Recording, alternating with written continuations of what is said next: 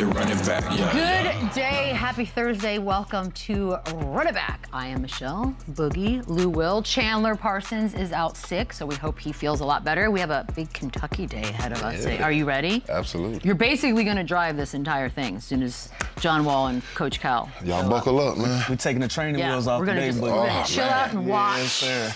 It's gonna be a good day. Game day. It's gonna be a good day. So before they get on, we do have a little bit of basketball to discuss. We had some games last night, some interesting ones going on. Golden State out in San Antonio. Warriors with a big win, a comeback win, as a matter of fact, 125-120. Steph finishes with 46, but he had 22 with the points, I should say, in the third. His 41st career 20-point quarter. It was like he was there, and then all of a sudden he was really there. Jimmy Butler, 28. He was 9 of 12. This all coming on the heels of Draymond Green sort of making some public comments, which made it feel like they were definitely going to get the win, and they did. It's a big win. Kind of weird to say that about a San Antonio team, so I'm excited about that. But Steph reminding the world that he's still there. And what did you see from Steph last night as far as championship contending? I mean, honestly, I was waiting on this game all season. This is kind of not a normal thing to see Steph kind of go through struggles early on. Still play rather decent, early on, but we've been waiting on one of these big electric games like this, and, he came out and performed against one of the better teams in the league right now. So, great win for the Warriors.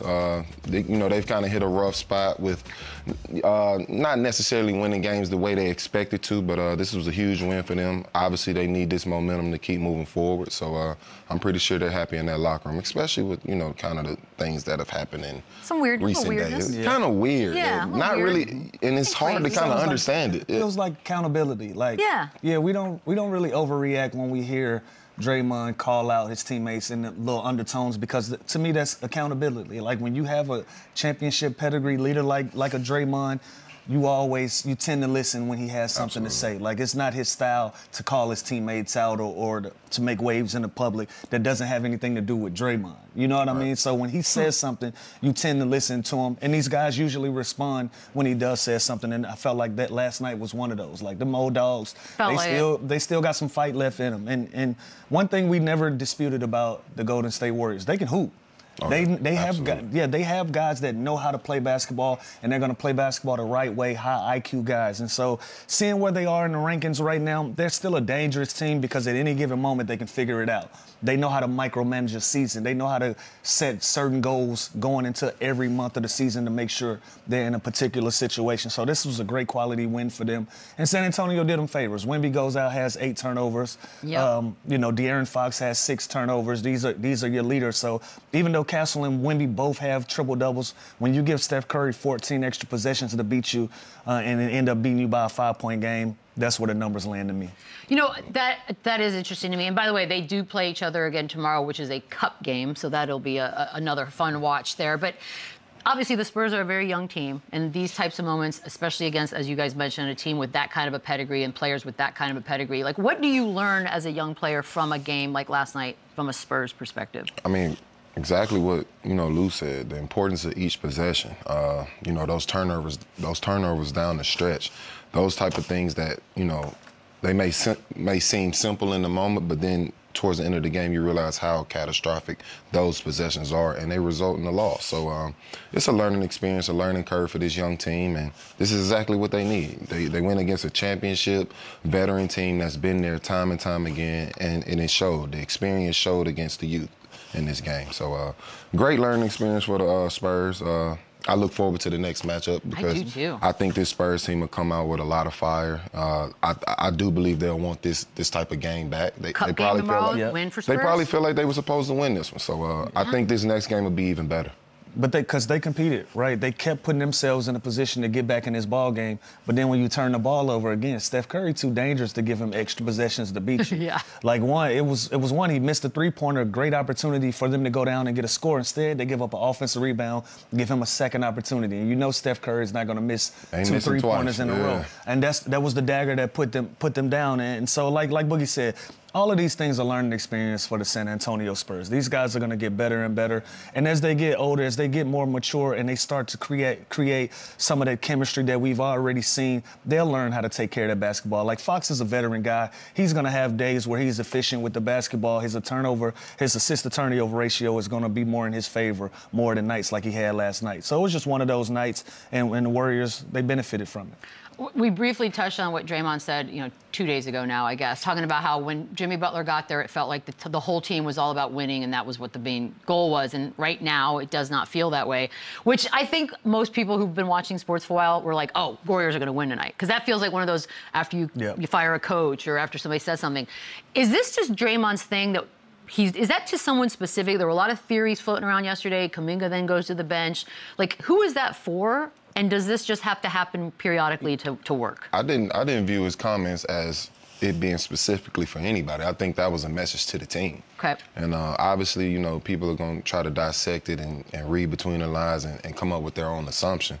But that was a message to the team, and obviously the team heard the message. They came out and beat a really good young Spurs team. So Draymond, that's Draymond's role. Obviously, Steph takes all the highlights and headlines with his talent, but the heart and soul of that team is Draymond. He's the engine that makes that team go.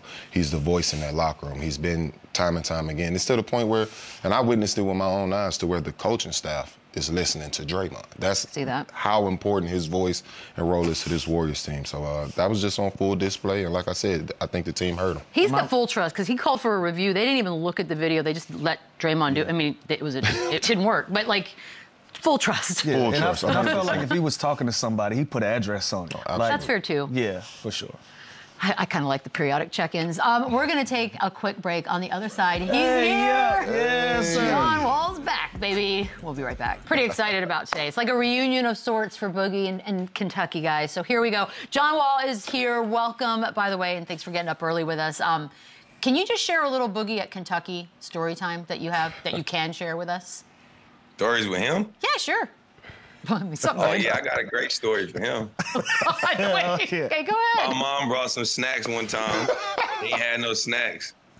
And I wake up in the middle of the night, he's stealing all my snacks.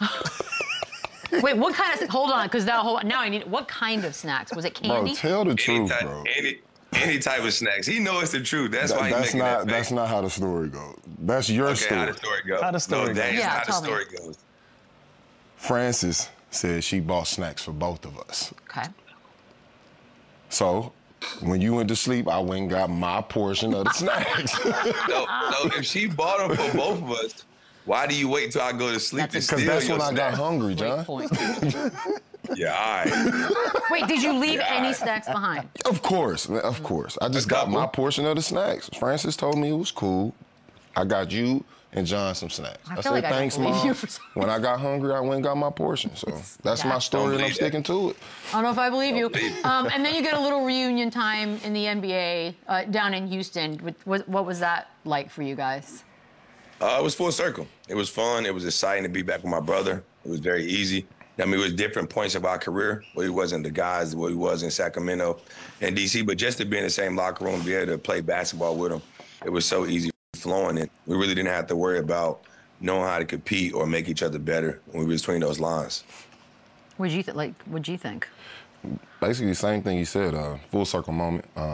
Obviously, it wasn't under the circumstances that we would have liked it to be, but, we made the best of it like we do with any other situation. We took advantage of it, got to, bond over, different weeks, months that we were there. We were probably there, 3 months? So, good time. Yeah, and it was COVID. Yeah. Boom, boom room. Okay, here we go. Shout out to the boom, boom room. Shout out. Stupid. Recently retired, and I know from years of talking to guys, that is probably the most difficult moment when you have to figure out, all right, this is it. Like, how have you been handling it? Is it different feeling than you thought it would be? Yeah, it's super different because I didn't end on the terms I wanted to. But that's sometimes how the nature of life goes. I think just me getting an opportunity to be in sports analyst and broadcasting and that just popping up, coming out of nowhere, that kind of made it easier for me. But I'm also enjoying the time I get to watch my boys grow. They're 6 and 5. they're in first and kindergarten, and they're getting into sport. So if I was playing, you kind of miss those times of traveling a lot. So I'm enjoying that process now. But it's bittersweet, but I'm super excited for my next chapter, next role. So I'm embracing it with all arms. Yep. Awesome. And congratulations, bro. Now you on the media side. We all in. We got the microphones in front of us. So I'm going to challenge you. I'm going to have you put your analyst hat on for us. You know, obviously, Nico Harrison was fired yesterday down in Dallas. And, you know, one of your Kentucky brothers in AD is still down there. Give me your thoughts. Total rebuild, blow it up, or do you build around AD? Do you wait for Kyrie to come back? What would you do if you were in that position? For me, I wish that AD was like, injuries are part of the game. We can't control that. And, that's what AD's kryptonite has been the last couple of years of most of his career. I wish he was healthy so they could try to see what they have and wait till Kyrie come back. But I think at this point, AD's probably done with it. To be honest, I don't want to speak for him, but he's probably want to move forward. And, you can't believe everything you hear on the news, but you've been hearing he want to go back to Chicago and see what's going on. So I think they're trying to blow it up, build around Cooper Flag, get rid of some of the other pieces. But I had one of those dark horse teams, if they could stay healthy, keep AD there, and let Kyrie come back, I feel like they could have been a team in the West. But I think with Nico Harrison firing, I think they might end up going in a different direction. On Monday, I had comments saying that the Clippers season was over. You spent your last season playing with them. How do you feel moving forward about their season, where they are right now? Well, for one, I think on paper, everybody looked at it, it looked so great and special. But a lot of those guys are older and not in their prime of their career anymore. I think the most important thing, everybody has always said, of all three of us being to play with the Clippers, is health. Can they stay healthy? Can they be a team that figured out? I think with Brad going down, that's definitely going to hurt them unless they get that injury exception that they can try to find somebody or hopefully make a big trade. But they lost their last 6 games. They've been struggling. Kawhi hasn't been there with ankle injury. Brad just had the hip thing where he's done for the season. And James is trying to hold the fort